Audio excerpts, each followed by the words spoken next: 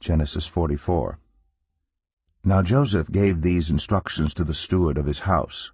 Fill the men's sacks with as much food as they can carry, and put each man's silver in the mouth of his sack.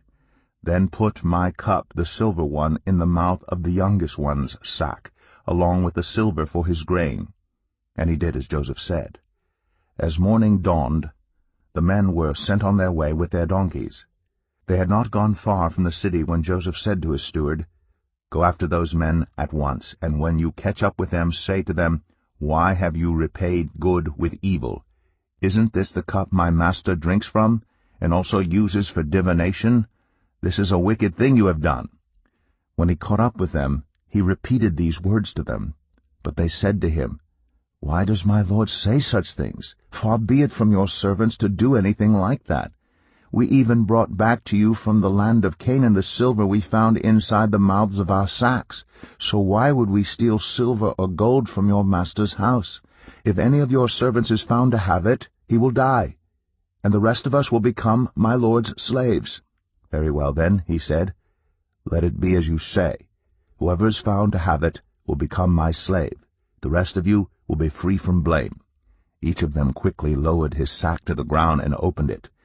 Then the steward proceeded to search, beginning with the oldest and ending with the youngest, and the cup was found in Benjamin's sack. At this they tore their clothes. Then they all loaded their donkeys and returned to the city. Joseph was still in the house when Judah and his brothers came in, and they threw themselves to the ground before him. Joseph said to them, What is this you have done? Don't you know that a man like me can find things out by divination? What can we say to my lord? Judah replied. What can we say? How can we prove our innocence? God has uncovered your servant's guilt. We are now my lord's slaves, we ourselves, and the one who was found to have the cup. But Joseph said, Far be it from me to do such a thing. Only the man who was found to have the cup will become my slave. The rest of you, go back to your father in peace. Then Judah went up to him and said, Pardon your servant, my lord. Let me speak a word to my lord. Do not be angry with your servant, though you are equal to Pharaoh himself.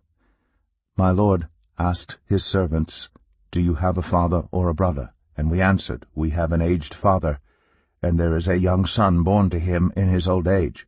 His brother is dead, and he is the only one of his mother's sons left, and his father loves him.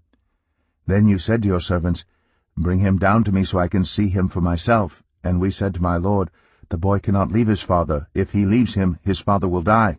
But you told your servants, Unless your youngest brother comes down with you, you will not see my face again. When we went back to your servant my father, we told him what my lord had said.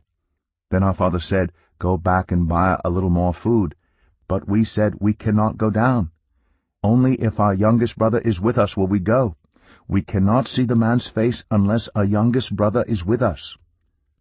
Your servant my father said to us, You know that my wife bore me 2 sons. One of them went away from me, and I said, He has surely been torn to pieces, and I have not seen him since.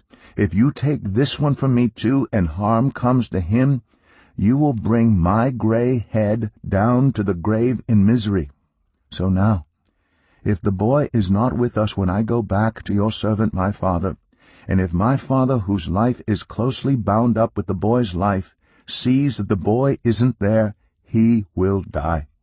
Your servants will bring the gray head of our father down to the grave in sorrow. Your servant guaranteed the boy's safety to my father. I said, If I do not bring him back to you, I will bear the blame before you, my father, all my life. Now then, please, let your servant remain here as my lord's slave in place of the boy, and let the boy return with his brothers. How can I go back to my father if the boy is not with me?